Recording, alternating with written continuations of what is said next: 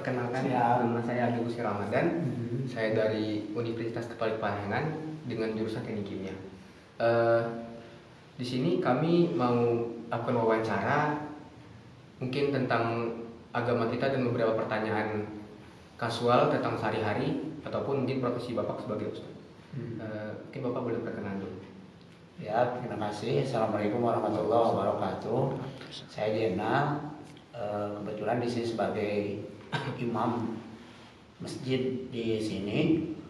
Ya, insya Allah selain di masjid ini juga saya punya yayasan yang bergerak juga di bidang keagamaan.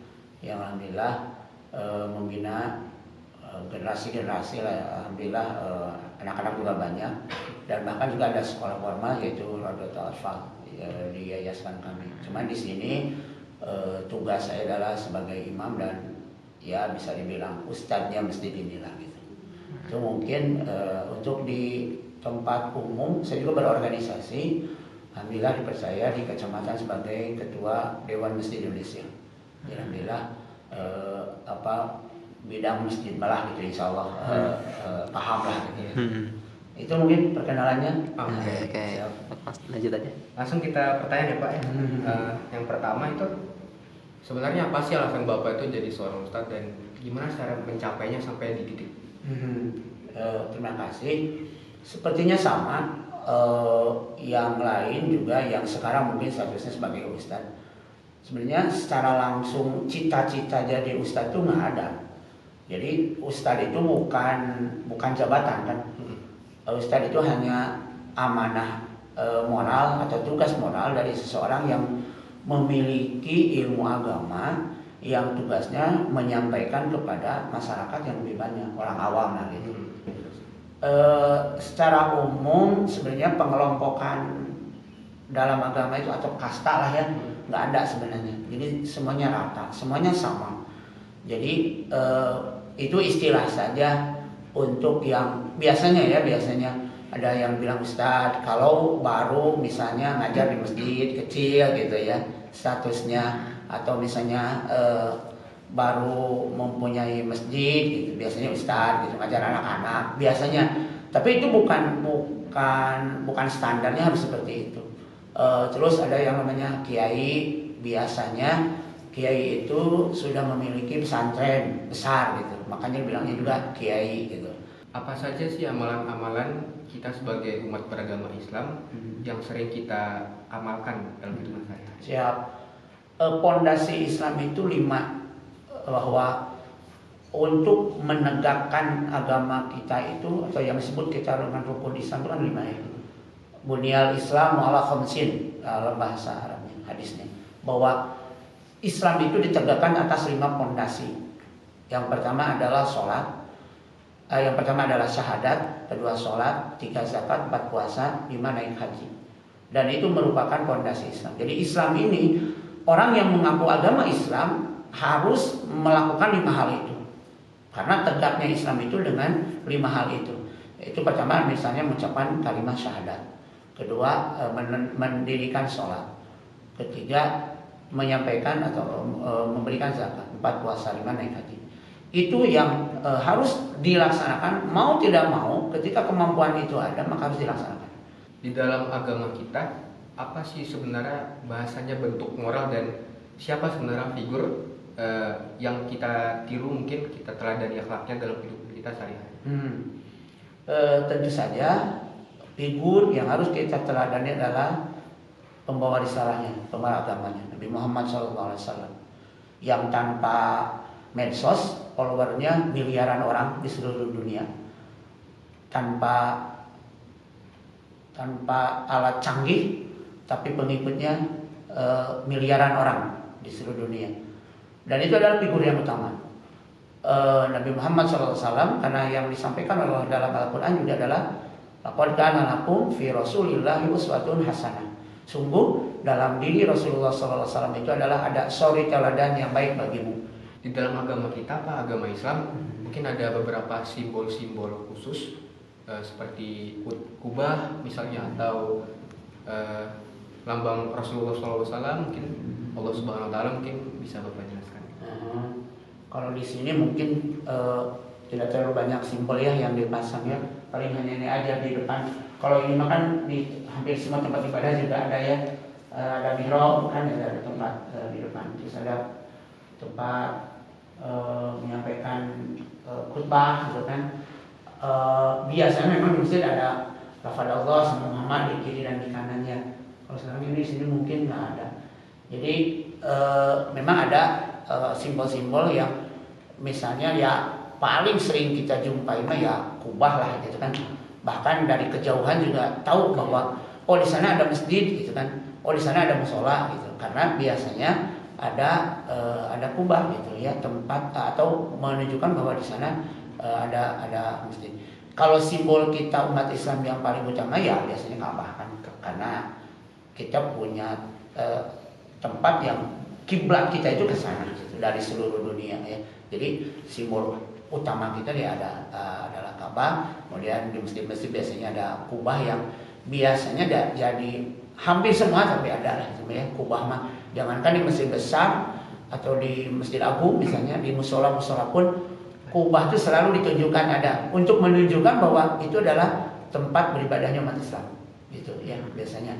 Jadi hal-hal lain mah ya aksesoris aja, mungkin aksesoris masjid biasanya ada apalah gitu kan, ada beduk biasanya gitu kan, ada di sini kebetulan memang ada beduk yang biasa ditabuh setiap kali sholat misalnya. Kalau di sini juga dipakainya hanya pas Jumatan saja sholat duhur. Kalau waktu-waktu lain enggak ya. Jadi sebenarnya sih nggak ada larangan. Mungkin penabuh bedungnya sudah tidak lupa lah misalnya karena sendiri ada aja langsung gitu. Karena kan beduk biasanya sebelum adzan. Kalau ada orang lah misalnya ada yang siap adzan, ada yang nabuh beduk ya beduknya dipukul biasanya. Tapi subuh paling subuh, kalau duhur asar mah enggak, kecuali sholat Jumat saja. Jadi simbol-simbol ya itu jadi nggak terlalu banyak. Yang lainnya mah sama aksesoris saja, masjid misalnya lampu dan segala macam, nggak ada yang khusus gitu. Ya ada yang khusus. Tapi kalau mihrab, kubah atau terus juga podium tempat pidato, tempat khutbah biasanya ada. Bahkan di musola pun di masjid itu. Seminari saat di Kota Malang, kira-kira 5 tahun lah. Setelah itu praktek setahun, setelah itu baru masuk ke gereja ini. Kemudian dalam agama Kristen Protestan, bagaimana bentuk dari hierarki atau tingkatan kepemimpinannya? Kepemimpinan di gereja kami itu gini. Kepemimpinannya bukan kepemimpinan tunggal. Jadi bukan kepemimpinan satu orang yang berkuasa atas semuanya, itu bukan seperti itu. Tapi kita kepemimpinannya kepemimpinan kolektif kolegial. Jadi kepemimpinan bersama. Jadi kita gereja yang menganut pada suatu sistem pemerintahannya itu dipimpin oleh para penatua atau presbiter. Jadi ada orang-orang yang ditetapkan menjadi penatua untuk menjadi pemimpin di gereja kita ini. Gitu. Jadi itu nanti tergabung dalam sebuah lembaga namanya majelis gereja kita ini. Jadi ada beberapa banyak orang gitu. Jadi bukan pemimpinnya bukan tunggal. Gitu. Ada pendetanya, ada penginjil. Penginjil itu adalah yang belum dipendetakan gitu ya. Kemudian juga ada penatua-penatua yang dari orang yang bukan hamba Tuhan, gitu. bukan sekolah teologi gitu. Jadi orang-orang biasa yang jadi penatua juga. Penginjilnya seperti itu. Pertanyaan berikutnya, dalam agama Kristen Protestan, bagaimana caranya agar kita terselamatkan dari bahaya-bahaya? Ya, bahayanya bahaya apa maksudnya ini? Seperti Dosa, hukuman neraka itu atau apa? dosa dan hukuman neraka. Oke. Jadi kalau dalam agama Kristen ya, dalam agama Kristen sesuai yang saya anut, yang saya percayai adalah kita itu terlahir itu sebagai orang yang berdosa. Gitu. Makanya seorang anak tidak diajarin apa-apapun bisa berbuat yang nggak benar gitu. Jadi kita itu terlahir dalam kondisi yang berdosa karena Adam dan Hawa itu mewakili kita sebagai orang yang pada akhirnya itu jatuh dalam dosa dan keturunannya semua jatuh dalam dosa. Makanya kita perlu anugerah Tuhan. Ya, bagaimana kita bisa selamat dari bahaya-bahaya akibat dosa ini? Dosa kan hukumannya adalah ya kematian kekal. Upah dosa itu maut. Gitu. Makanya gimana supaya kita bisa terlepas ini? Ya kita butuh anugerah Allah. Anugerah Allah itu maksudnya gini, bukan kita yang mengusahakan kita berbuat baik supaya kita selamat, supaya kita dibebaskan dari dosa, bukan seperti itu. Tapi Tuhan beranugerah dengan cara Dia itu memberikan anaknya yang tunggal turun ke dunia ini menjadi manusia untuk mati di atas kayu salib yang dalam nama Tuhan Yesus itu ya, yang namanya Tuhan Yesus itu, dan kemudian dia bukan hanya sekedar manusia biasa, tapi dia sebenarnya adalah Allah yang menjelma menjadi manusia. Oleh karena itulah barang siapa yang percaya kepada Tuhan Yesus ini, maka dia diampuni dosanya. Karena apa? Karena dosa-dosa kita itu sudah ditanggung oleh Dia.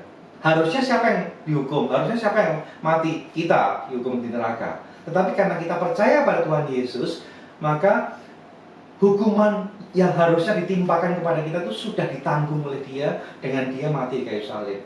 Gitu. Loh kok bisa? Ya karena memang Dia bukan manusia biasa. Kalau manusia biasa mungkin hanya bisa nanggung hukumannya satu orang. Tapi karena Dia Tuhan, khasiat daripada manfaat daripada kematian Tuhan Yesus ini berdampak pada setiap orang yang mau percaya. Setiap orang yang mau percaya itu. Jadi intinya adalah kita diselamatkan oleh anugerah Allah dengan kita percaya kepada Tuhan. Gitu. Kemudian pertanyaan terakhir, dalam agama Kristen, Protestan, ajaran tentang moral perilaku berbentuk seperti apa? Ajaran moral perilaku maksudnya perbuatan baik gitu ya. Ya, perbuatan baik. Perbuatan moral ya. Orang lain. Ya, tentu ada banyak hal ya. Memang di dalam agama Kristen pengajaran tentang perbuatan baik itu adalah sesuatu hal yang harus ditekankan juga. Sekalipun bukan untuk menjadi sebuah syarat supaya kita diselamatkan, bukan. Tapi pemahaman kita adalah kita harus berbuat baik karena sudah mendapatkan keselamatan. Makanya perbuatan baiknya itu terpancar dalam harus perilaku-perilaku moral yang baik harusnya ya.